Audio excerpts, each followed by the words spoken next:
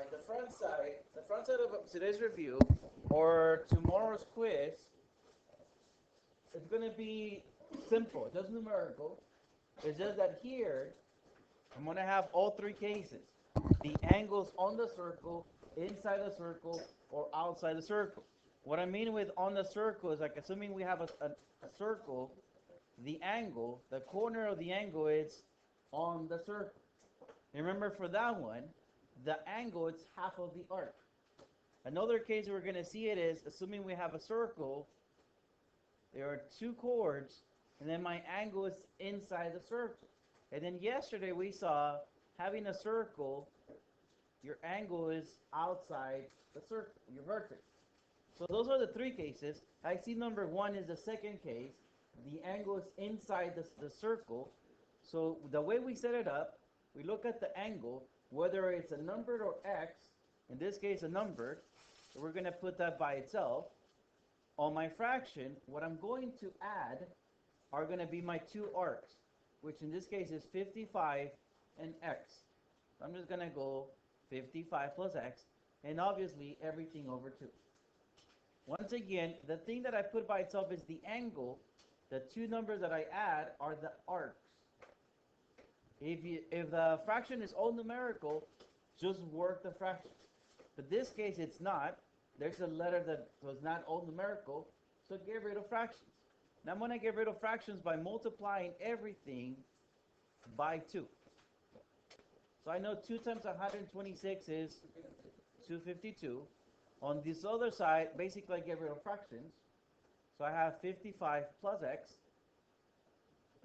Now to have the x by itself, subtract 55.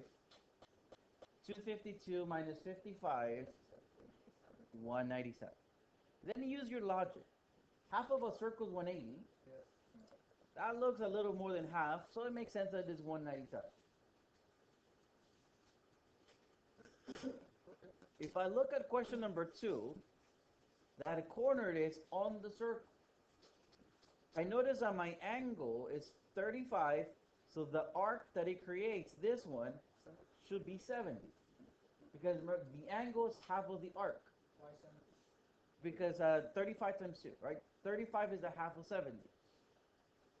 The angle is on the corner, so the angle is half of the arc. So if I'm given the angle, multiply the angle by 2, right? 35 times 2 gives me 70. But then, that's not the x that I'm looking for. The value that I'm looking for is this other one. But I notice that 70 and x complete a circle. So that means that if I add both of them, x plus 70, it's 360, because it's a whole circle.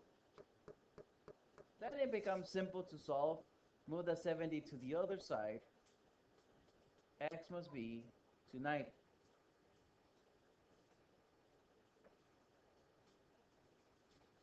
Now, let me look for one case where the angle is outside the circle. So let me take a look at number 7.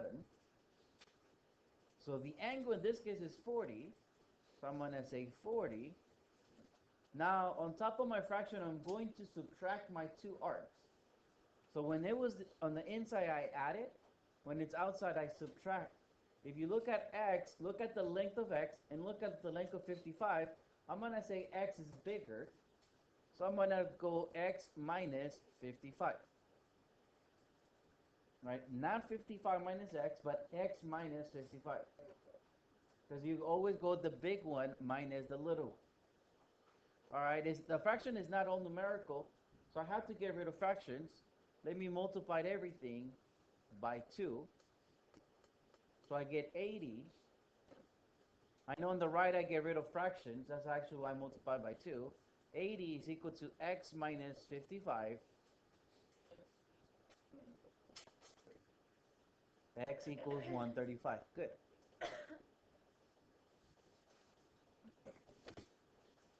So I did one example of each.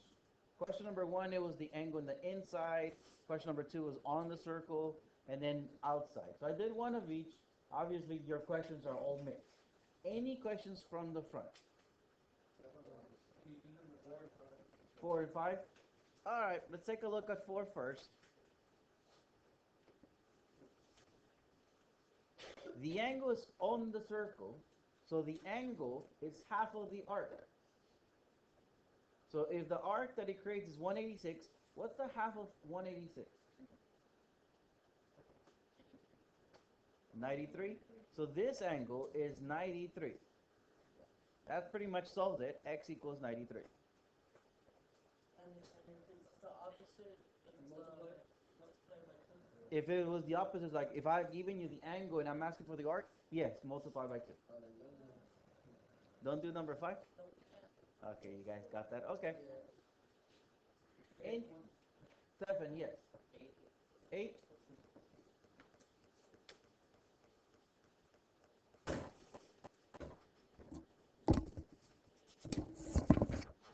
Spanish class? Yeah, I mean, I read mine. All right, looking at number 8. The angle's on the outside. So 40, that's the angle. On my fraction, I have to subtract my 2 arcs. I know x, in this case, is bigger than 91. So I'm just going to go x minus 91 all over 2. My fraction is not all numerical, so multiplied everything by 2. So we have that 80 is equal to x minus 91. And then the last step, I'll let you guys finish. All right, now let me take a look at the back. Looking at number 11, it's going to be a little more composite because the x is not going to be by itself. There's going to be some pluses and minuses in the numbers, but follow the same idea. Number 11, the angle's on the outside, so let me write 5x plus 5 for the angle, 5x plus 5, and then on my fraction, I have to subtract 2 numbers. I know 191 is bigger than 101, so I'm going to go 191 minus 101 all over 2. I subtract because the angle's outside. My fraction is all numerical, so let me simplify that to just one number. I know 191 minus 101 is 90. 90 over 2 is 45. So I'm going to say 5x plus 5 is 45. Right? The fraction was all numerical, so simplified it to one number. Then I know I'm just going to move the 5 to the right. So 5x equals 40. X must be equal to 8. So the setup is the hard part. So let me just, for the next example, let me just do the setup. Any questions on the back? 12? All right. Israel, is that the one you were going to ask? I was gonna ask 15. 15? All right. Let me take a look at 12 and then I'll look at 15. So for number 12, the angle is on the circle. So I know for that one is the angle, 67, is equal to negative 2 plus 17x, which is the arc, divided by 2. When the angle's on the circle, only creates one arc, so that's why I only have one arc divided by 2. The rest, I'll let you guys finish it.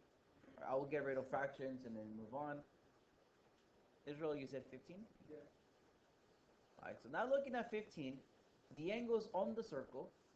So negative 2 plus 51x, which is the angle, is going to be equal to 99x plus 2 over 2. Get rid of fractions, because the fraction is not all numerical. Get rid of fractions.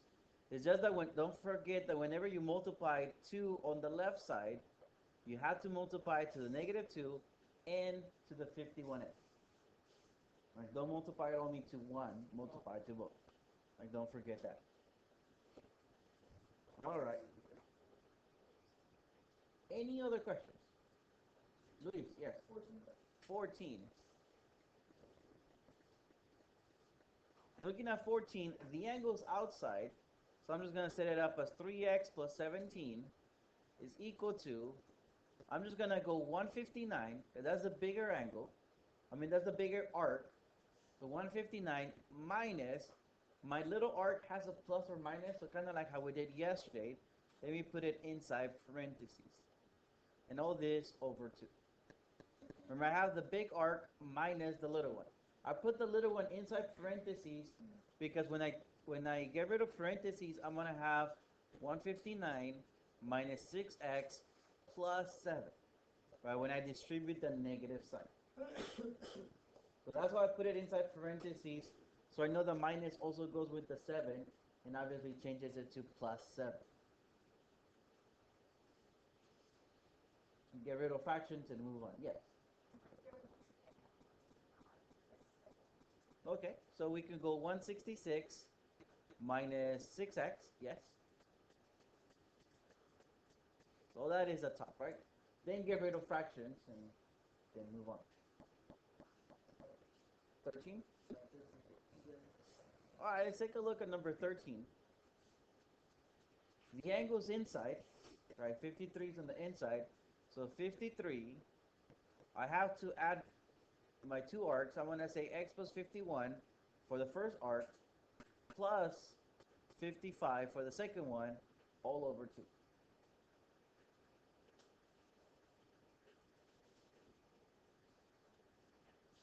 Notice how I'm adding the 2 arcs on the top.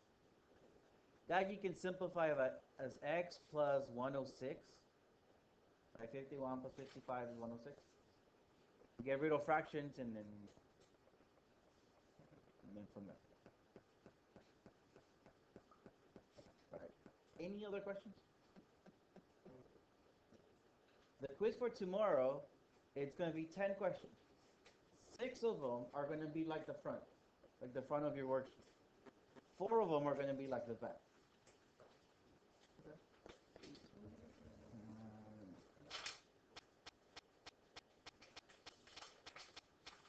All right, so any questions?